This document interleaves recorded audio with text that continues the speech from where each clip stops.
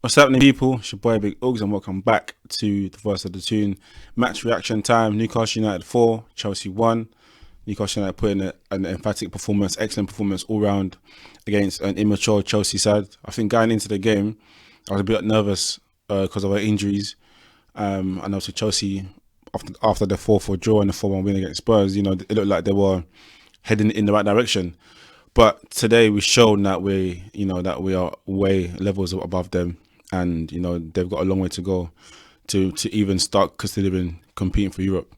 You could see how immature they were today, which I'll get onto. But for us, it was important that we put Bournemouth behind us, and I said in the match preview that obviously that happened, and it's now time to get behind the boys. And at home, we've made our home ground a fortress. Now that's 5 wins in a row.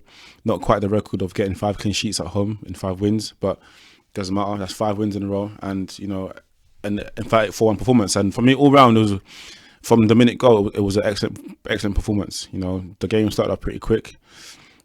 We got the first goal. I can't even recall who scored the first goal. That's how bad it is. Isak, yeah, Lewis Miley, who again I gave a mention in the preview. Obviously, Eddie Howe gave him a shout out, and obviously against Bournemouth was good. And again today, 17-year-old to play with such maturity, for me, that's crazy. Sliding through Isak, he's just so composed. Like I believe he was the only one that saw that pass. Isak was calling for it, slid him in, and Killerman Isak does what he does best, slotted it past the keeper, and 1-0. And I think from then, I thought to myself, yeah, like we're gonna blow these away.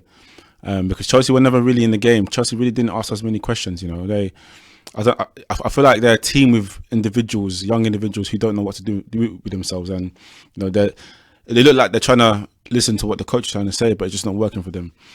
But they got the break. I think Trippier gave away a foul on Sterling. I think Sterling was their brightest player, and he was the one who scored the goal with the free kick. Good free kick, to be fair, excellent free kick, and it shows Gareth Southgate why probably Raheem Sterling should be in the England side.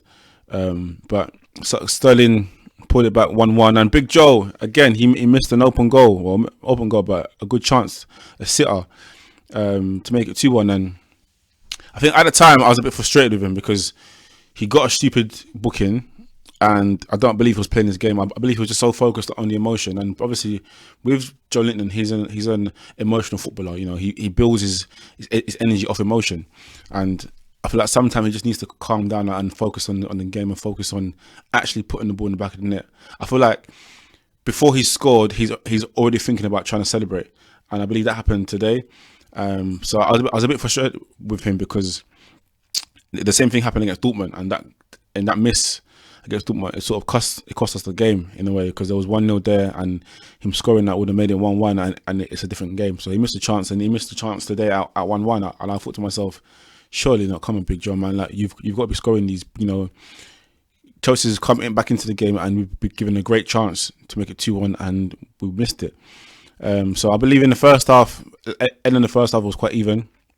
Both teams, would have went in at half time happy. Even though Jordan missed that chance, but I was happy at 1-1 because I knew that there's still more for us. There was still another level for us to go to. Whereas Chelsea, I believe that they don't have that higher level. The level that they played at today was probably that's the level. So obviously coming off from half time, we started well. We started to obviously box them in. Putting pressure on them, winning the first and second balls, and that's what we do. We win the ball high up the pitch, and I believe throughout the game today we did that. We kept them squeezed into their box, and that's how we got our goals. And Chelsea gave away silly free kicks in dangerous areas. And when you got guys like Trippier on the ball, you're gonna cause problems. I believe the second goal didn't come from a direct free kick, but it came from them giving away a free kick. Anthony Gordon got found on the left hand side, and he put a wonderful ball in for Lascelles, who for me, again, since he's come into the side as captain, the mental strength to not play but still be the club captain, and then to come in and then to fill the whole Botman and do it so well. And then obviously he got rewarded with with his first goal of the season. So I'm happy for him. And it was at 2-1. It's like, hey, you know what? Fine. We've now taken the lead after getting the early goal. Now it's 2-1. Now it's about us, how we go again. And Thiago Silva, he really showed his age today at 39. He showed his age today. Gave away a sloppy pass, and Big Joe pounced on him, doing what he does best, playing with his emotion, pounced on him, and he slotted it past the keeper and 3-1. And you can see how much that goal meant to him. Obviously, his first goal of the season, and missing two chances against Dortmund, and today, he really wanted to score, and that's what we want to see: composure, and players being clinical. So 3-1, it was game done. That 2 goals in, I think, was in 90 seconds. It was game done. Chelsea lost their heads. Reece James ended up getting a silly booking and then a red card for the pullback on Anthony Gordon. For me, Anthony Gordon is slowly becoming my favourite player, because every game you see him, he works hard. He works hard, man. That player, oh man, he works hard. Like he presses from the front. He sets the tone for us, and for me, his energy is contagious, because that spreads throughout the team. So Anthony Gordon doing what he does best, got Reece James sent off, and then got the 4th goal after a beautiful free ball, and good from him as well. Good movement, because I believe it was Badio Shill. He came inside and then just went past him and took the ball on his right foot and slid it past the keeper to make it 4-1. So I think all in all, it was a resounding performance.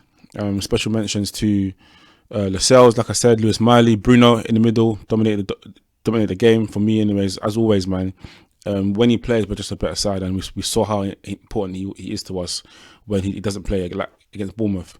I don't believe we've ever won a game without Bruno playing with us.